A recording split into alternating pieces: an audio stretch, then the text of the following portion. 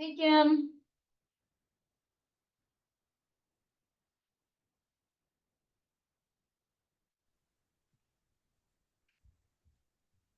Hey guys. We're gonna get you added as a co-host here. Oh, nice. Like, thank you.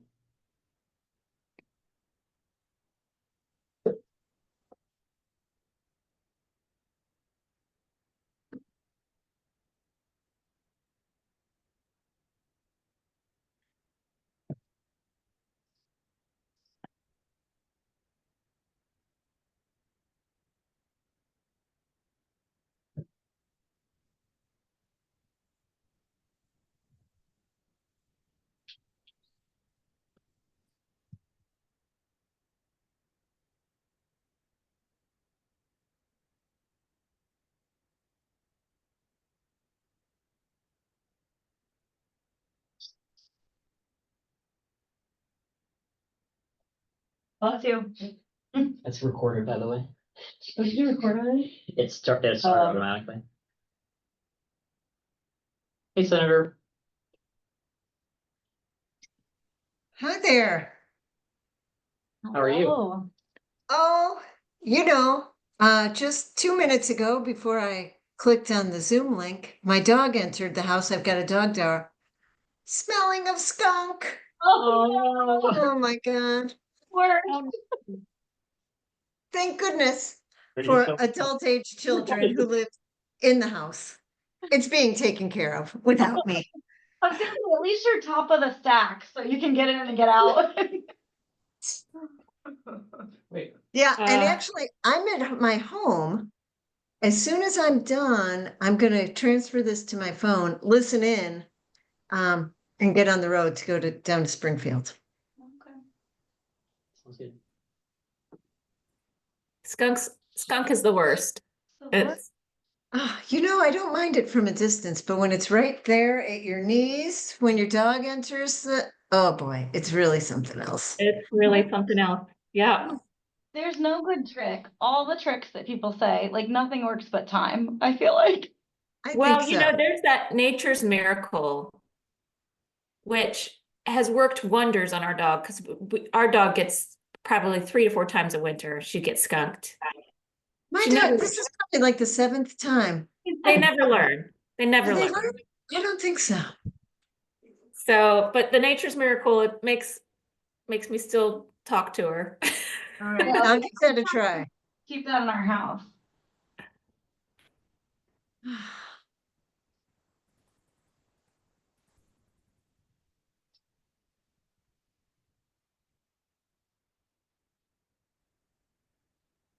Robert said his computer is, of course, updating, and he'll be on as soon as it can.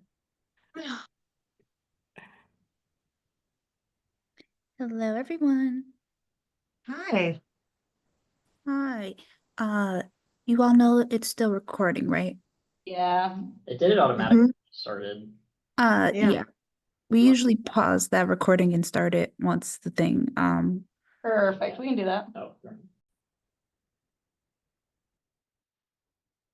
Hello, everyone. We've got folks trickling in from the waiting room. Welcome to IEC's Open Space Town Hall. We may be we're not the last one, but we've done a few of these, got some under our belt. We're coming to you guys from Springfield from veto session today. This is our opportunity when we're planning for 2025 spring legislative session to talk through our conservation priorities, what has bubbled up as our top priorities from our affiliates and partners, and get your feedback about these priorities, what other priorities are bubbling up for you, and answer some of your questions about these pieces of legislation that are coming up. We got a couple more in the waiting room. Blake's helping me with tech today.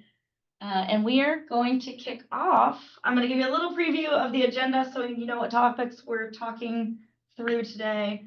And then Senator Ellman is going to kick us off. So we are going to learn about wetlands from David McAllis, and I will introduce these folks again as we get into their sections. We're going to learn about river access from Robert Hirschfield with Prairie Rivers Network. We are going to learn about conservation easements from Emmy Brawley with the Conservation Fund. We're going to learn about conservation tax incentives, some legislation, potentially, I think we're going to talk about indigenous conservation easements and partnerships too with Jim Johansson from Joe Davis Conservation Foundation. And we're going to learn about pesticide drift, potential solutions with Cameron Pitcher from Prairie Rivers Network. So we are packing a lot into the conservation open space. I think we've had a year of water before. This might be our year of conservation. We have a lot coming up in 2025. So I'm going to quit talking and turn it over to Senator Laura Ellman, who is joining us today. I think she's heading down to Springfield after this. And she is our sponsor for our wetlands bill. So carrying a heavy load for us. So I'll turn it over to you. Just getting used to this Zoom stuff after only 4 years. Hi, everybody. I'm Laura Ellman. I'm chair of the Senate Environment and Conservation Committee. And I'm thrilled to be here. But while this was being planned in late October, we didn't know what was in store for us on the federal front. And I think now, after the election, there's even greater uncertainty about what's in store for us on the federal front. But I think we can all anticipate, or we can plan for potential scenarios where protections might be rolled back, funding might be cut, or just inaction, where where momentum that was being made at the federal level slows down or completely stops. And that's why I'm so excited to live here in Illinois. I attended a couple of web conferences last week. One of them was from the IEC, where the new IEPA director, James Jennings, was talking about how Illinois will continue to be committed, and the Illinois EPA will continue to be committed to its projects, to keeping funding there, to keeping protections in place. But now I'm so glad that we're talking about these things, because where the federal activity stops, a lot of times the states have to step in. So I actually listened to another web conference. This was more of a national for environmental legislators. And what they were talking about is what is happening at different states. And things like on the some energy topics, offshore wind, the need for transmission, grid storage, and then creative funding mechanisms for a green grid. Some conservation topics.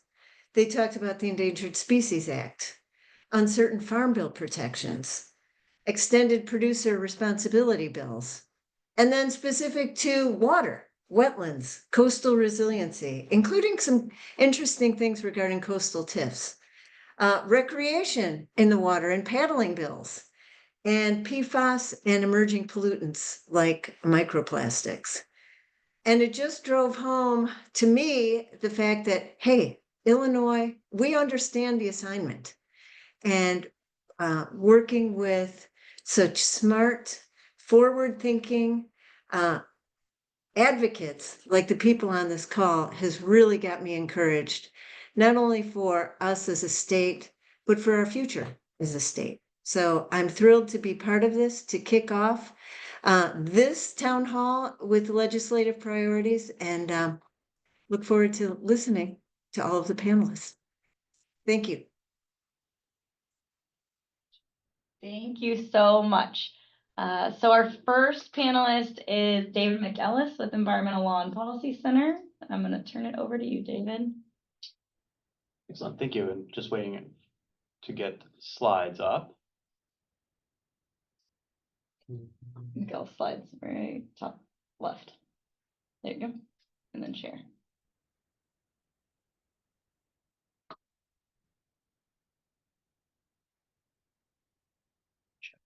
There you go. Slideshow. Perfect. Excellent. So in 2023, as we have seen from the Supreme Court, there have been some terrible decisions from the US Supreme Court, and many of those from Trump appointees. One of those was the Sackett versus EPA decision that led to a almost near dismantling of wetlands protection throughout the United States. And that has a big impact on Illinois in particular. And I don't know that this crowd necessarily needs the intro to wetlands, but effectively, wetlands, it's not just a definition of the ground is wet, therefore it is a wetland. There are scientific attributes and hydrological attributes that create a wetland, and it requires a long-term and near permanent state of hydrology that creates a wetland. And wetlands absorb nutrients, sediment, pollutants before they reach rivers and streams. So they have an important impact on our water system, on our habitats, and on our species, endangered species, and all sorts of different species of animals, plants, and fish, amphibians, etc. There's some nice Nature Conservancy. You did really good, yeah. No, I didn't make them. But in Illinois, our wetlands are at risk. Through the course of Illinois' history since 1818, we have lost 90% of our original wetlands, and we could lose more due to this 2023 US Supreme Court ruling. That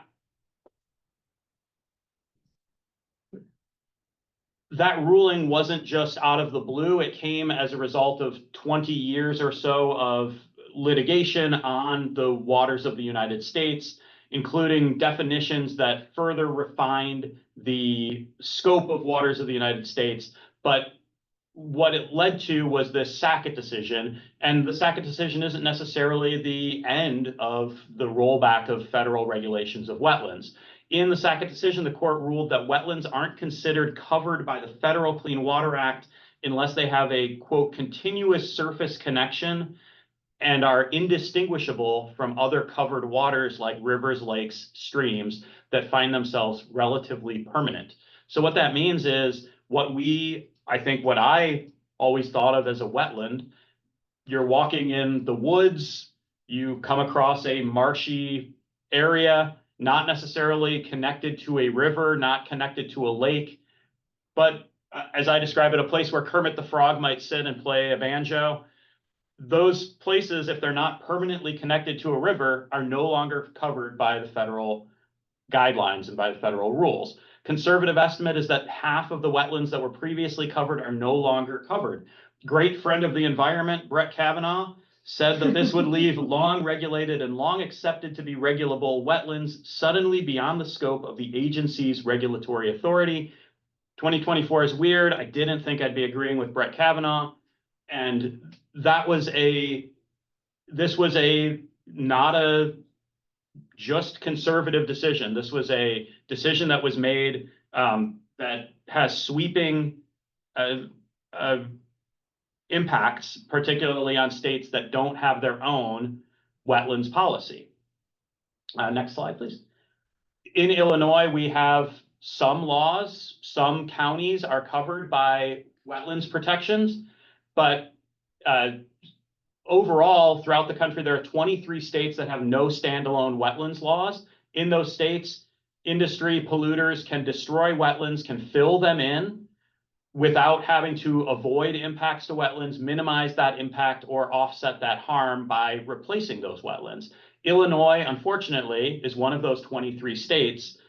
Aside from a few counties, Cook, Lake, DuPage, McHenry, Kane, that have standalone county wetlands programs, the rest of the state is uncovered by a comprehensive wetlands program. We have the Interagency Wetlands Protection Act, which governs state agency activities that might impact wetlands, but nothing for private development.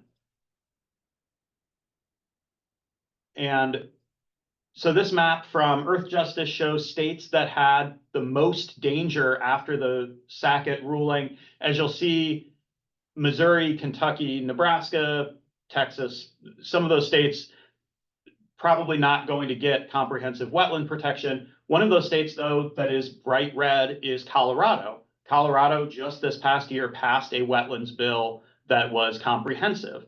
Illinois, a little bit lighter shade of red there, more orange, but we are in danger of losing more of our wetlands post-Sackett.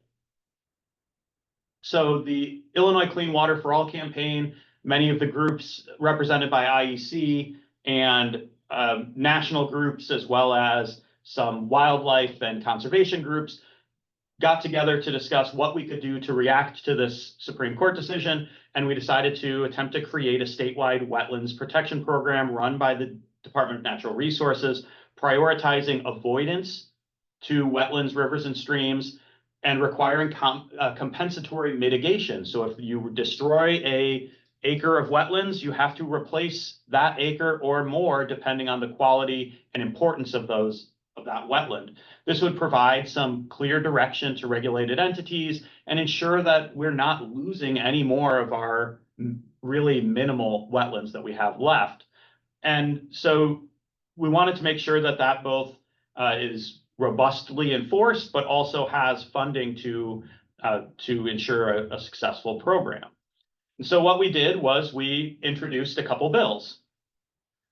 And one of those bills, sponsored by Senator Ellman, is Senate Bill 771, and we also had House Bill 5386. As you can see from these co-sponsor lists, we had a lot of support in the spring to try to pass these bills, but we didn't quite get to the 30 votes needed in the Senate and the 60 votes needed in the House to pass the bill.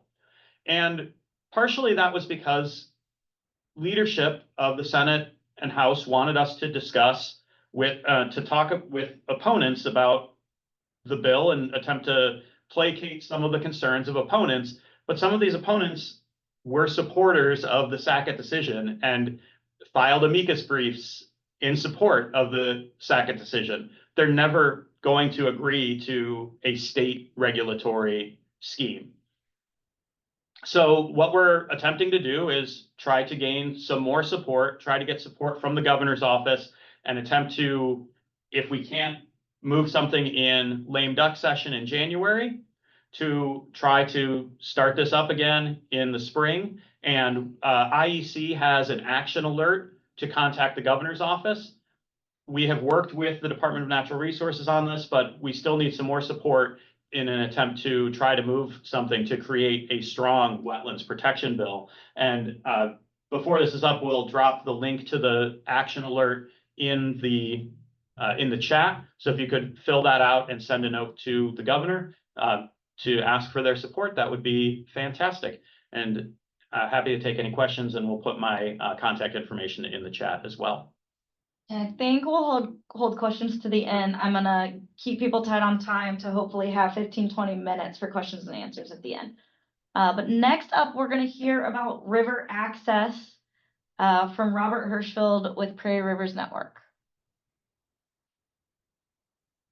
Are you on, Robert? We'll Yeah. spotlight Thank you, Lindsay. I'm going to share my screen for Perfect. slides. Is that okay? Yep.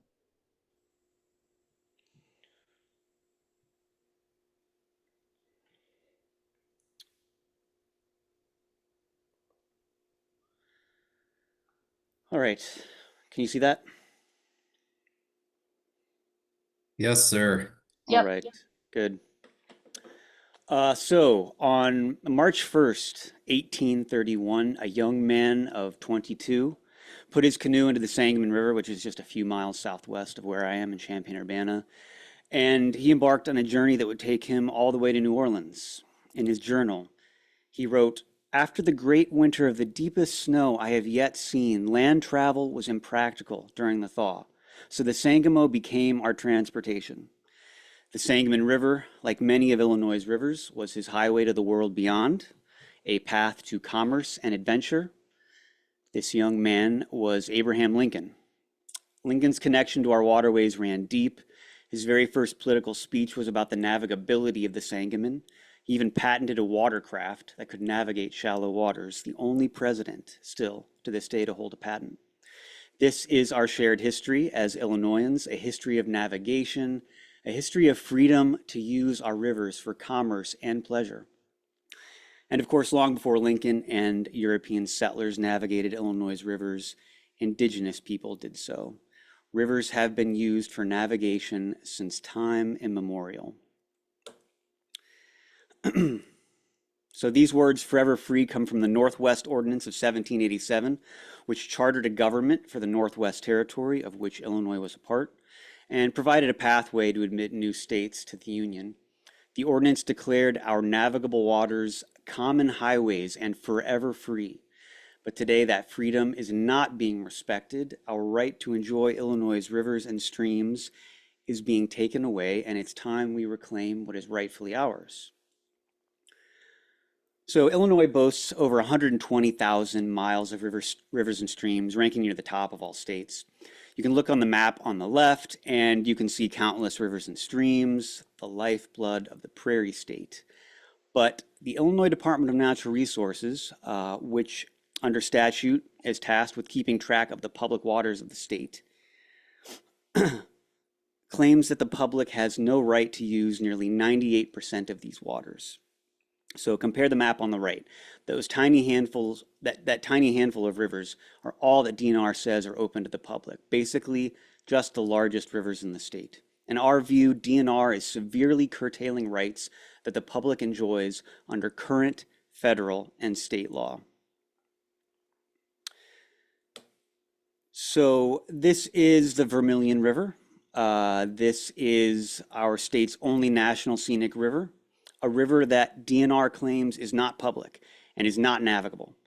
And the only reason that those paddlers can use this stretch of river, according to DNR, is because the state owns the land to either side.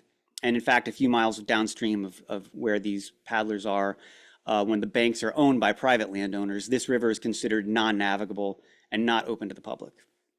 But I'd ask, what do your eyes tell you? Clearly it is navigable. Clearly it's capable of supporting recreation. And here's the kicker. Our state legislature via statute has explicitly obligated DNR to ensure that the public has the fullest possible enjoyment of Illinois' waterways, free of the slightest improper encroachment or invasion. DNR isn't just failing to fulfill this mandate, they're actively working against it. So citizens under threat of prosecution for trespass are being denied their right to enjoy waters that should be open to all. Earlier this year, we published an op-ed in the Chicago Sun-Times posing the question, why does DNR claim the public has no right to 98% of our waterways? In part, the answer is that DNR has long given in to private landowners who want to keep public off the rivers and streams that flow by their private lands. And so DNR says that not a single mile of the Emberaw River, a river whose headwaters begin just a few feet from where I am and flow south about 195 miles through 8 different counties before emptying into the Wabash River. DNR says not a single mile of this public, not a single mile of the river is public, despite the fact that early settlers used this river as corridor for travel, trade, and fishing.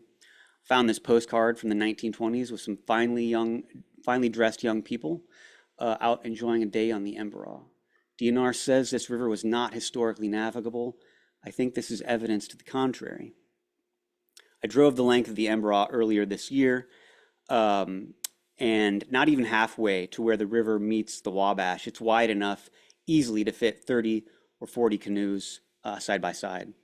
You can see the country road right along the river here, right? Trucks regularly pass by side by side, and the river is much larger. If the highway is navigable, I'd suggest that the river is as well.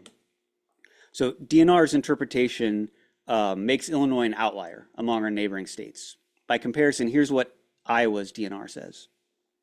Water in streams, rivers, and creeks in Iowa is considered public. People are allowed to paddle or navigate on any stream with enough flow to support a small watercraft. So Iowa has better laws on stream access than we do. Iowa, come on, Illinois. Cannot let Iowa embarrass us like that. So what I'm saying is we have to have the Hawkeyes cross the Mississippi and liberate us from this tyranny. Okay, for real though, Iowa is a state that is hardly hostile to private property rights or agriculture. They allow river recreation and the sky has not fallen. They somehow continue to grow corn. So we are simply asking for the same rights that our neighbors enjoy, rights that are already enshrined in our laws. And honestly, it's about more than recreation too. It's about our connection to nature, our right to be part of and protect the environment, and ultimately who we are as Illinoisans. When we can't access our waterways, we lose touch with a vital part of our state's identity and natural beauty. Bruce Hannon, the founder of Prairie Rivers Network, once told me that the rivers are the places where nature still exists in Illinois. And protecting the right to access these rivers is critical to protecting the nature that exists along them. We have so few places left among the corn and soybeans. So, this is the reality of many of our waterways today. Vibrant ecosystems have been turned into drainage ditches. And getting people out on the water is critical to giving them a sense of ownership and pride over these waterways. We want to give the public a cause to protect them, to restore them to their former glory. And that's why it's so important that we fight to protect these rights. So, enough complaining. What are we doing about it? So Prairie Rivers Network, IEC, and many of our partners are working to get the Illinois General Assembly to pass a statute that recognizes and affirms these rights. A bill was introduced in the last legislative session. It's HB 4708. The bill is pretty simple. It amends the Illinois Rivers, Lakes, and Streams Act and adds language very similar to what I described in Iowa. Basically, a waterway is public if it has enough water to support canoes and kayaks. Unfortunately, we did not get it passed this year. It met resistance, not just by some of the usual suspects like Farm Bureau, but also by DNR itself, unsurprisingly. Unfortunately, at least there is a view within among some people in DNR that this bill would amount to an unconstitutional taking of private property. But I want to be clear that this legislation is not a taking. If anything, it is the state government which has improperly taken the public's right to its own waters. So, along with our partners, with IEC and with others, we will be reintroducing the bill and advocating for its passage in 2025. And happy to take questions at the end. Thank you so much, Robert. That was awesome. Just as you guys have questions pop up, feel free to throw them in the chat and we'll take a stack. I know sometimes as you're listening, you'll forget what you wanted to ask about one speaker.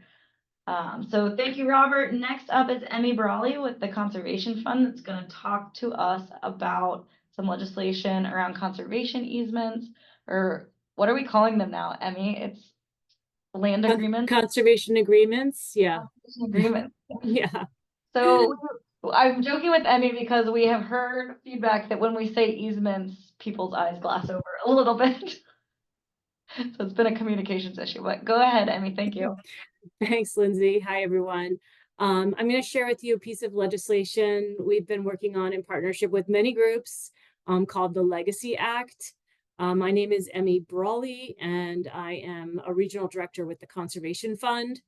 So I have just a few slides that share what the act is, why it's important, and how it will work if we can get it passed. So the Legacy Act will create a new grant program within the Indiana Department of Natural Resources. The grants will go to nonprofits and local governments for conservation easement purchases, or for purchasing conservation agreements to protect land. And the goal is really to be able to leverage federal funding and bring it to Illinois to benefit Illinois land and water resources. So why is this important? We are converting land to development at a large scale. Nationally, over 25 million acres have been converted from farmland and natural area since 1982. That's an area the size of Indiana. And in Illinois, over 1 million acres were lost in the 20-year period from 1992 to 2012. So these are real numbers that are making a big difference on our landscape. This development, it's impacting both farmland and natural areas. And I think we should care about both, because even when development happens on farmland, it is creating these isolated islands of habitat. And the impervious surfaces cause rapid watershed decline, even in agricultural landscapes. So with climate change and our biodiversity crisis, we really need more habitat, and we also need more connected habitat. And farmland can be a really important connector. So I just ask, looking at this photo, if you were a creature, which landscape would you rather try to cross?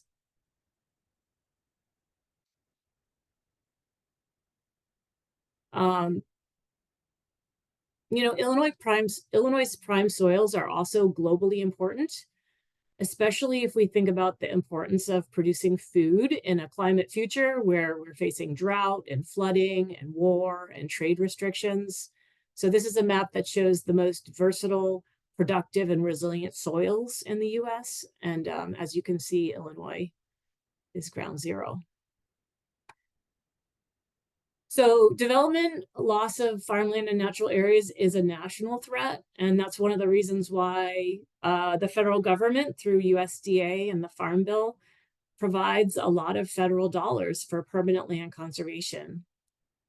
There's a program called the Agricultural Conservation Easement Program, or ACEP, that has provided federal dollars to protect almost 5 million acres since 1999.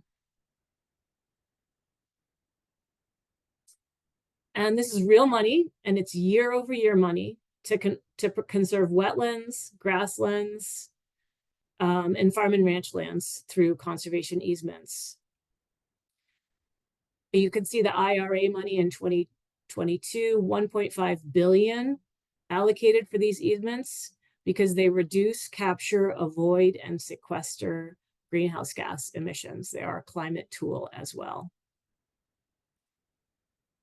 So the catch is that the ACEP program, the federal dollars, require a local match.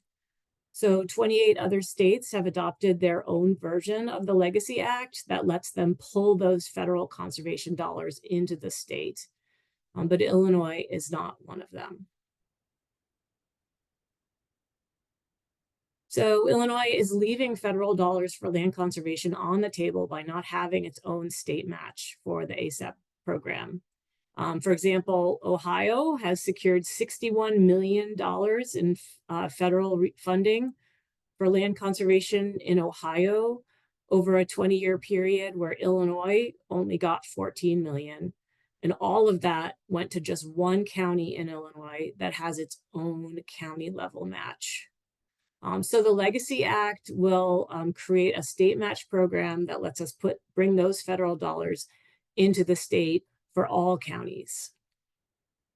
And how it will work is it establishes a new fund within DNR to receive and hold future funding.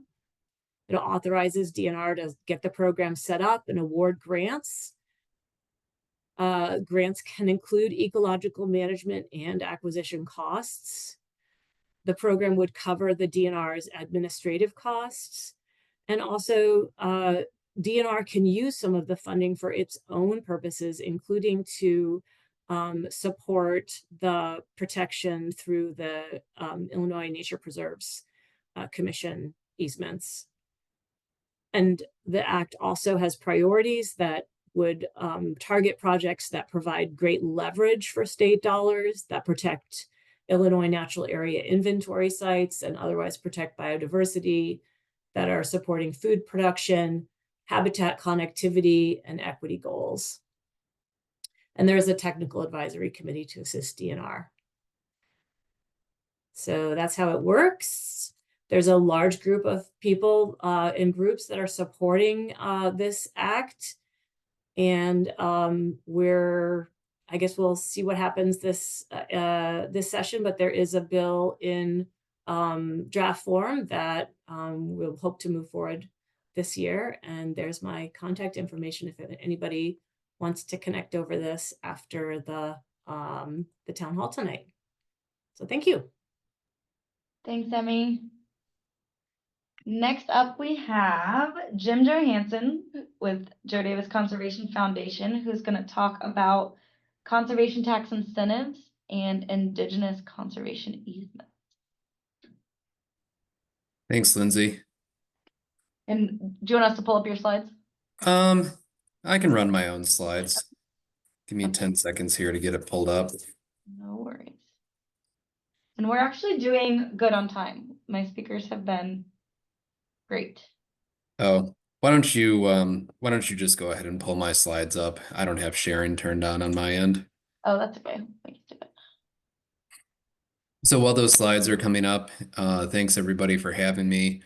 I'm Jim. I'm Director of Conservation for JDCF, Joe Davis Conservation Foundation. We are a nonprofit land trust based in Northwest Illinois. So everybody's favorite subject, especially late at night, is tax incentives. Anybody who is still awake at this end of this presentation gets a prize. Go ahead and go to the first slide here. Or the second slide, I guess it is. All right, so the first kind of challenge in talking about this stuff is really, I think, helping people understand what is permanent land protection.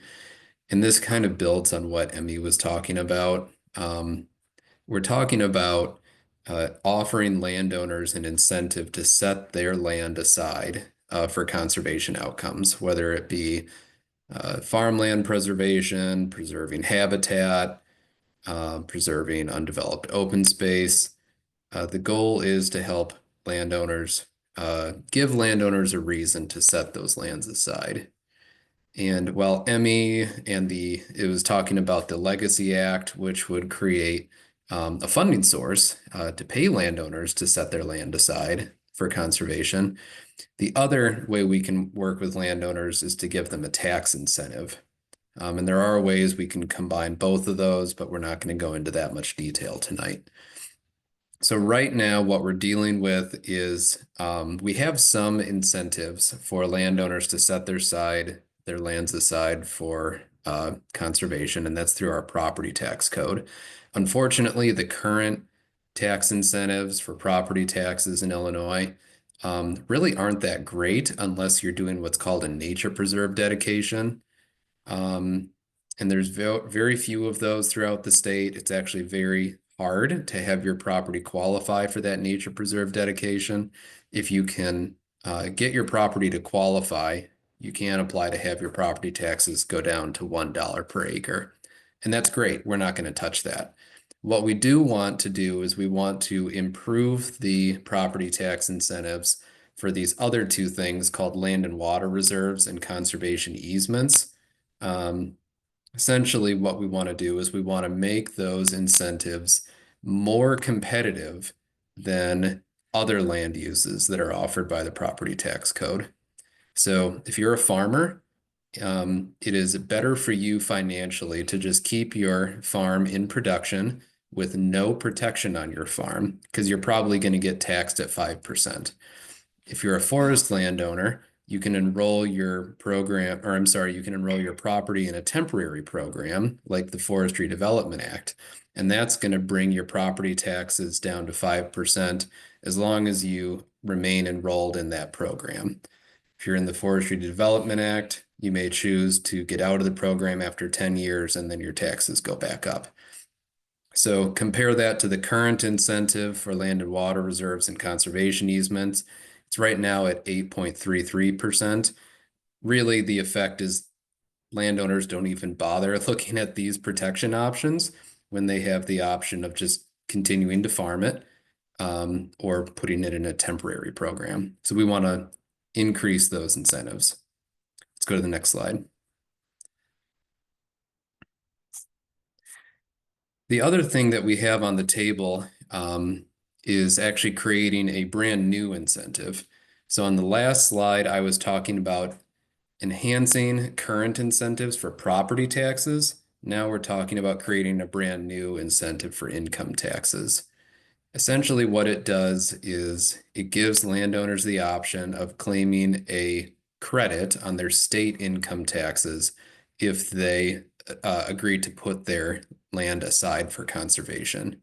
Importantly, any landowner would be eligible for this credit if they happen to do one of these permanent protection agreements that we usually call conservation easements. They would also be eligible for the credit if they just donated their entire property to a qualified organization. It doesn't happen all the time, but every once in a while, an organization like the one that I work for, or a park district or a forest preserve district will have a piece of property donated to them with the intention that it be used for conservation and open space purposes. There's a couple of technicalities about how much a landowner can claim in a single year. There is a cap of $200,000 over a max of 20 years in the current version of the bill. And we started putting this bill together last session. We didn't actually run it or get it to the point we were actively looking for a sponsor, but it's something that we'd like to pick up again in the next session. Let's go to the next slide here. So this wasn't on the agenda, but I decided to throw it in because I felt it was important. And that relates to conservation easements and the ability of tribal nations, excuse me, to exercise some degree of control over their ancestral land in their traditional territories without actually owning the land. Let's go ahead and jump to the last slide. So again, a conservation easement, in essence, it's an agreement between a nonprofit organization and a unit of government and a landowner. And that agreement is designed to protect certain features of the land in perpetuity, whether it be open space, natural wildlife habitat, et cetera, et cetera. Notably, in our existing statute that enables conservation easements in Illinois, that's the Real Property Conservation Rights Act, the only entities that are eligible to enter into these agreements with landowners are the federal government, the state government, or a unit of local government, or a nonprofit organization. Indian tribes are notably left out of that conversation. They are not eligible to hold these types of conservation agreements in our state. So we are proposing a very simple amendment to the existing statute that would give tribes the option of holding these conservation agreements. In fact, I just had a conversation with a colleague of mine from one of the tribes up north in Wisconsin, and he happened to mention, unprompted, that they're interested in taking on more of these easement agreements so that they can exercise some degree of control over lands that are important to them, but not have to take on all the burdens and responsibilities of actually owning that land. Doesn't prohibit tribes from owning land and from acquiring land, but this is another alternative to that. So it's kind of serendipitous that this came up on the same day. I believe that's it. Happy to take questions at the end. And if anybody's still awake, I commend you.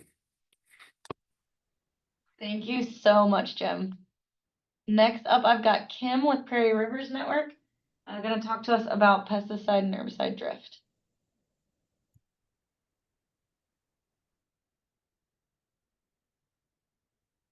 All right, can you guys see that? Yep. Yep. Everybody, I'm Kim Pitcher. I'm the Director of Ecological Health at Prairie Rivers Network. And for the past several years, PRN has been working on the issue of herbicide drift across the state. And over the past 4 to 5 years now, we have been working with partners to try to decrease the level of drift across the landscape. So just a bit of background on the issue of drift, we use herbicides and pesticides for all kinds of reasons. Herbicides are used to control broadleaf weeds in turf and private lawns. as well as in utility rights of way, and to manage our natural areas and nature preserves, as well as in agricultural production. But in recent years, the issue of drift has risen into the public's forefront, and the major contributor to herbicide drift or pesticide trespass, or herbicide trespass as we like to call it, is agricultural use. And that's because approximately 27 million acres of Illinois land is in agricultural production, and the majority of that land is planted in herbicide-tolerant soybeans and corn.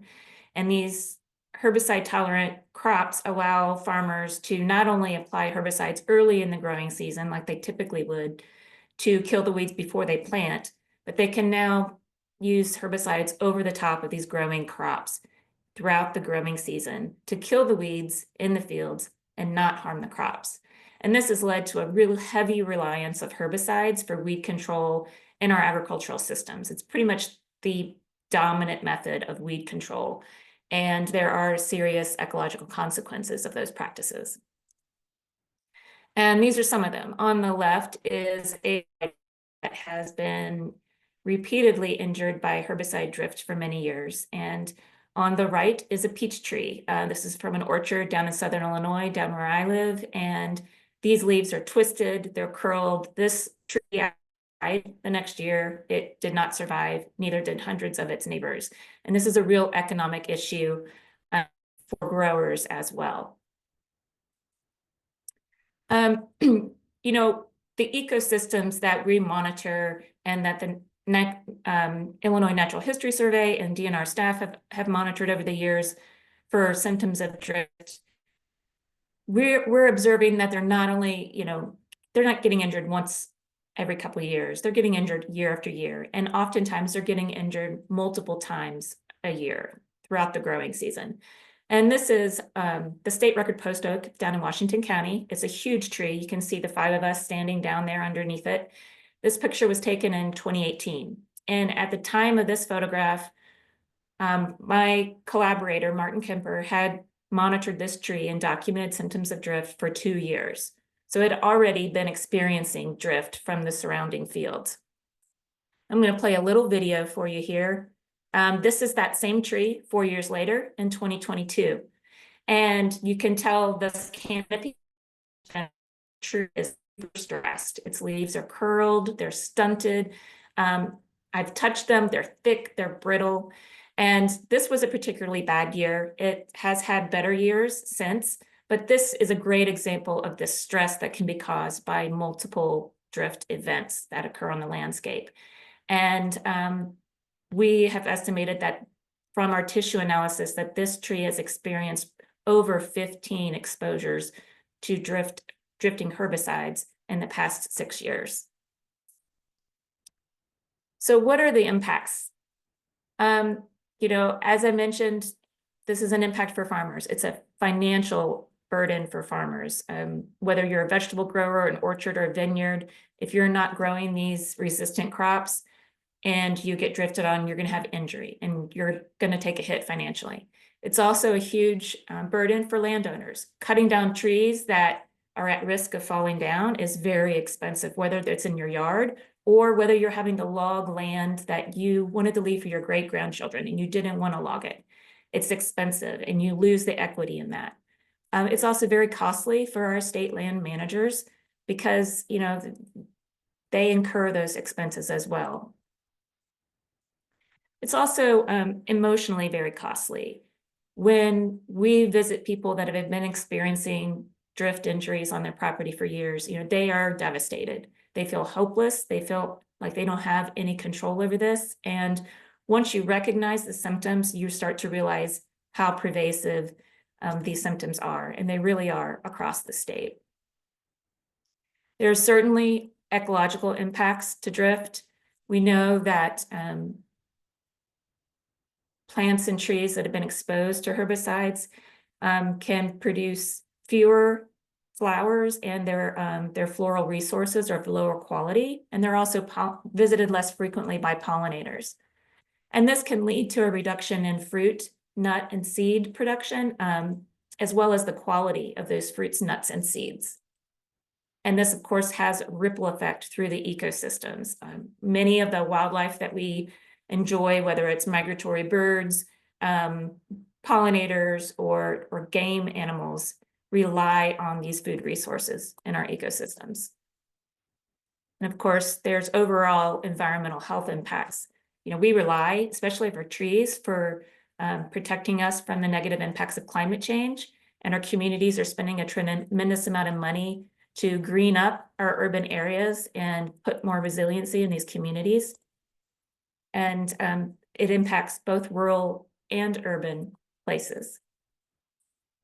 And then, of course, you know, it's not our area of expertise, but we always get questions about the human health impacts, and there certainly are impacts that need to be studied and better understood. So what do we need? Well, this is not, you know, an easy issue to work on. There's a lot of things that have to happen in concert with each other to kind of realign our agricultural system in the way that we view the land in order to stop herbicide drift. And some of them include updating the regulatory structure, strengthening our current laws and regulations, changing our farming practices. We need to support our farmers in using integrated pest management and move beyond these deeply incentivized conventional corn and soybean systems, and support the production and distribution of other crops. We also need to do more public education. The more people that understand their plants in their yard or their vegetable garden or their favorite nature preserve or hiking trail is being injured by drift, the more people that we can gather around and help build support for change. And in turn, you know, that also builds public awareness within communities to getting these communities to stop being so reliant on chemical weed control for their public spaces. We also need comprehensive monitoring. You know, we can't enforce what we're not monitoring. And we need to understand what's happening on an ecosystem level, but we also need to understand what chemicals are moving out there, what's in the air, how it's impacting our water. And this would help us strengthen our laws and regulations and improve our farming practices. And of course, we need the funding for those agencies. Everyone needs funding right now, but we hear repeatedly that yes, we can strengthen these laws and regulations, but we also need more funding and more staff within the agencies to enforce them. So what are we focusing on this year? Looking ahead to 2025, we have 2 pieces of legislation that we would like to put forward again. We put them forward last year and they did not go very far.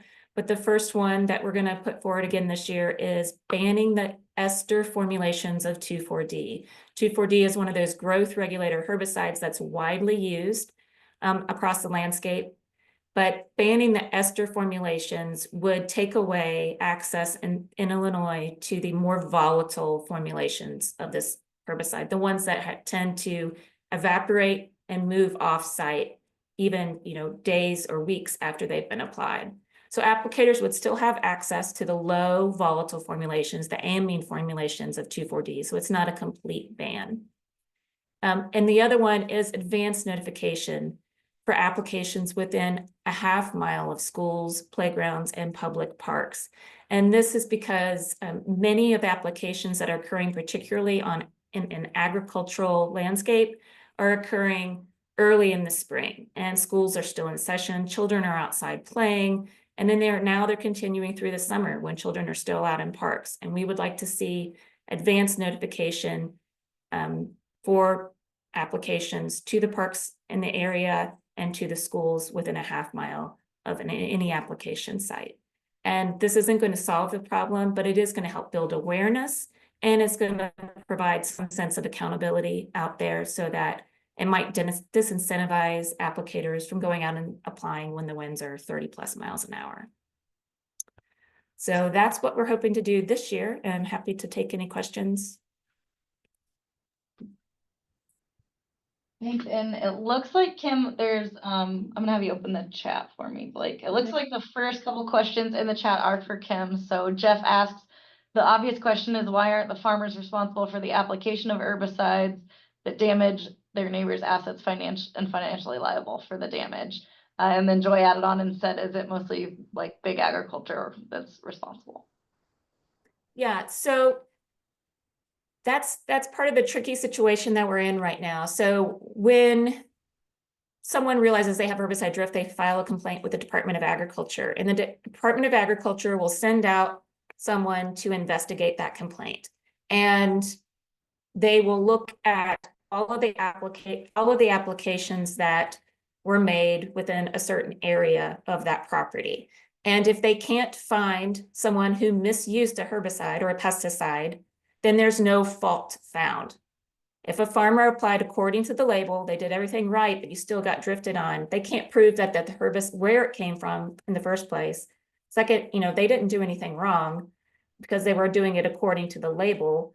And then, there's also the issue of our complaint system pits neighbor against neighbor. In order for you to report that you have injury, you're kind of automatically implicating a neighbor of doing wrongdoing. So, it's that in itself also kind of disincentivizes things.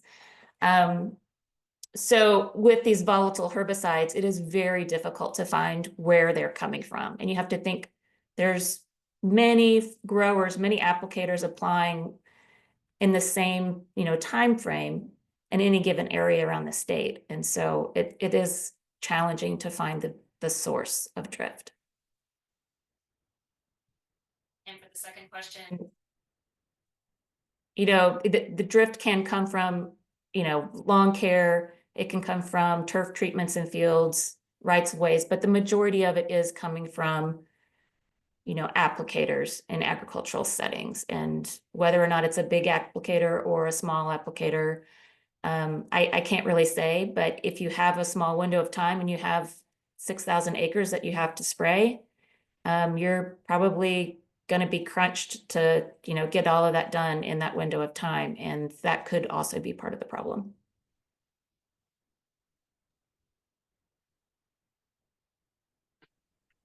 Thanks, Kim. And if anyone has questions for our other speakers too, feel free to drop them in the chat or get on Stack, or I think you can just come off mute. There's a solid group of us. But it looks like Kelly has a question. Has there been any discussion of expanding the 2,4-D ester bill to include atrazine and dicamba? Yeah, so we did last year put something forward that put all three of them as restricted use, so that it would at least take that off the shelves, because these chemicals are also sold in stores many times. Plus, if they're a restricted use, there is a setback for schools, 500 feet if they're in restricted use. But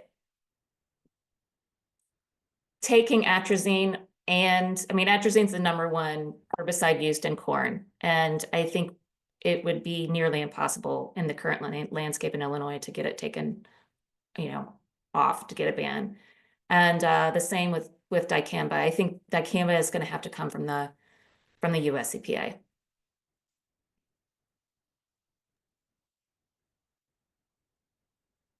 Thanks, Kim. Other questions?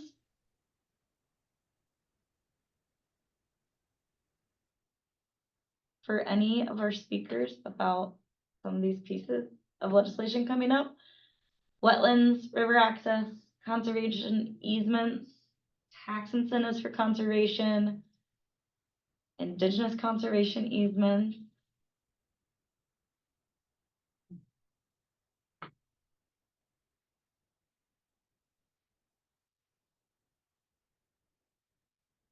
Cynthia says her mind was full. I hope it's an exciting 2025. Some really great ideas. I feel like we've done a lot of education on these pieces. They've been introduced in various forms. So I'm hoping that this is really a year for movement. We'll continue to educate. We'll continue to do tours and get legislators out to talk about these issues in conservation properties across the state next year too. But it is 6:59. I want to thank our presenters. Thank you so much.